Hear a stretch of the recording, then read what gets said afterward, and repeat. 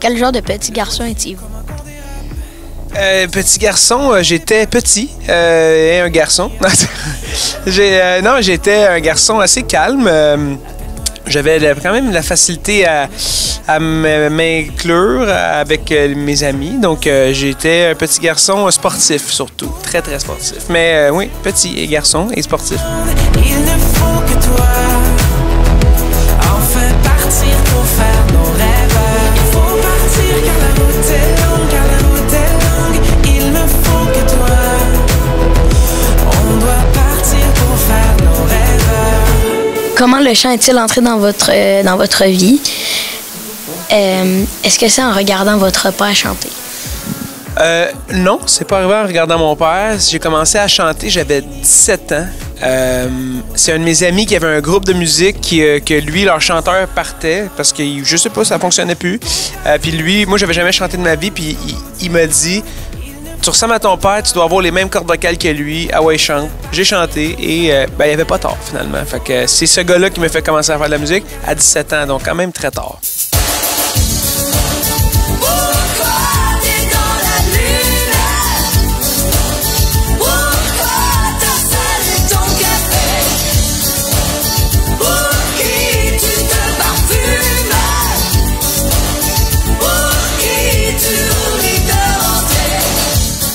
Est-ce que vous êtes un grand fan des Bébés depuis que vous êtes jeune? J'ai toujours haï ce groupe-là. Non, parce que c'était le groupe à mon père. Fait que moi, quand j'étais jeune, ben là, je tripais pas ces chansons de mon père. C'est en vieillissant que j'ai réalisé que c'était des chansons qui avaient touché bien du monde.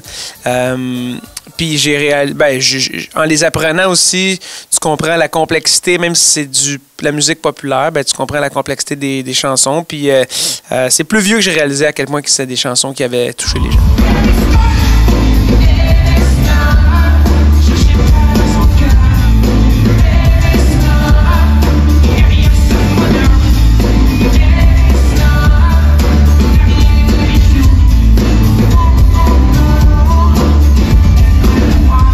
Si les Bébés existeraient encore, feriez-vous partie du groupe?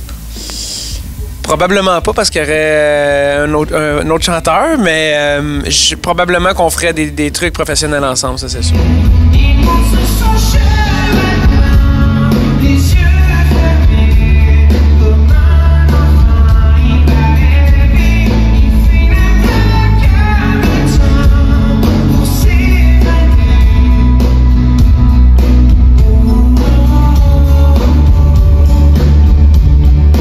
Quel sacrifice ça prend pour être chanteur? Ça en prend plusieurs. Je pense que c'est la discipline. C'est surtout d'être prêt quand tu arrives puis tu t'es engagé. Il y a des attentes. Les gens ont des attentes. Fait que c'est d'être prêt puis être discipliné. Puis je pense que c'est d'être discipliné. C'est essayer de se coucher tôt. Mais c'est ça le plus difficile.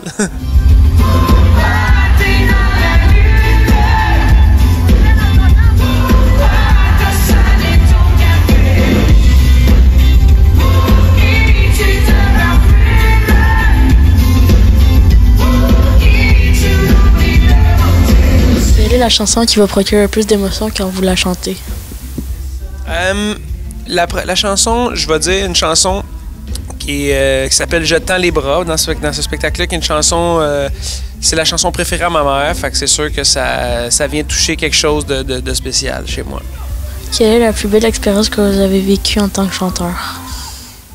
J'en ai vécu plusieurs belles expériences, mais j'ai fait l'émission La Voix en 2017. Ça, je pense que c'est l'expérience la plus enrichissante, puis des amis que je me suis fait pour la vie quand tu vis un parcours comme ça. C'est des souvenirs qui vont rester gravés dans ma mémoire. Comme ça, j'y croyais peu. Mais là, sais-tu que je suis perdu? Quel rêve vous voudriez le plus réaliser dans votre métier? Dans un métier comme ça, ce qui est difficile, c'est la longévité puis d'être pertinent pendant longtemps. Fait que pour moi, mon rêve, c'est de continuer à faire ça le plus longtemps possible. Parce que c'est ce qui est le plus difficile, c'est des vagues qui commencent puis qui finissent.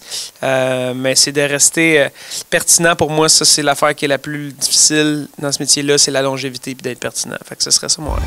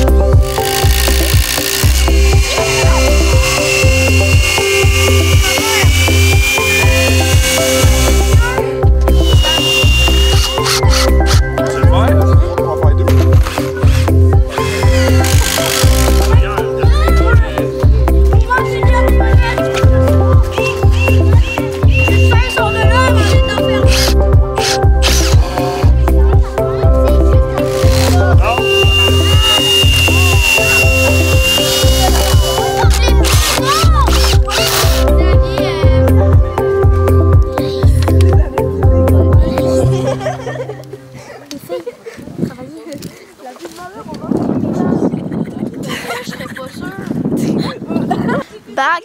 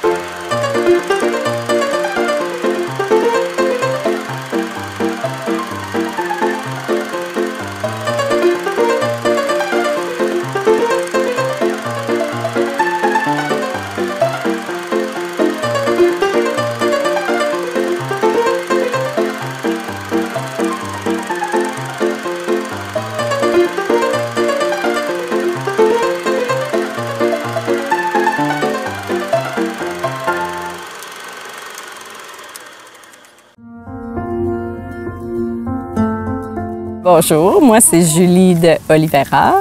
Je travaille à la bibliothèque. Je suis la mère d'Aldea. On a créé des jardins ici pour l'école L'Envol du Colibri. Aujourd'hui, ils sont présents pour la récolte annuelle des plantes, des vivaces qu'on a plantées. Et on a planté une nouvelle section cette année avec des bulbes qui nous viennent de la ferme des Champs qui chantent. On a planté les graines un petit peu trop tard, c'est-à-dire qu'ils n'ont pas eu le temps de tout fleurir.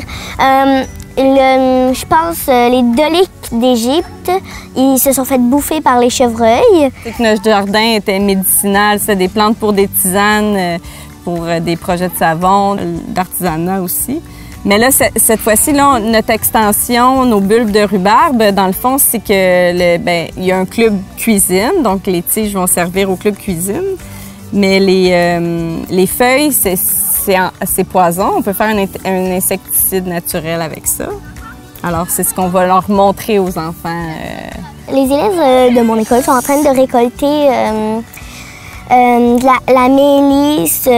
Du souci de jardin, du basilic sacré pour le programme des semailles d'Argenteuil, pour redonner ce qui nous a été offert et continuer à ce partage-là très généreux et qu'on a apprécié. La menthe chocolatée. Qu'est-ce qu'on fait avec la menthe? Bien, on va la mettre dans un déshydrateur pour pouvoir faire des tisanes avec les plantes séchées. Avec la menthe et aussi avec la mélisse. La stevia, ils ont récolté de la stevia aussi pour des savons. Il y a des herbes aussi qui vont servir à faire de l'encens. J'ai aimé surtout cultiver les plantes que je pouvais manger directement dès que je peux juste prendre une feuille et la manger. Genre la mélisse, la menthe chocolatée. Si je refais un jardin, j'aimerais ça planter des légumes comme des patates, des citrouilles, des courges, tout ce qui est plus gros et qu'on peut pas planter dans notre serre. Les jardins sont là pour durer dans le temps et grandir progressivement.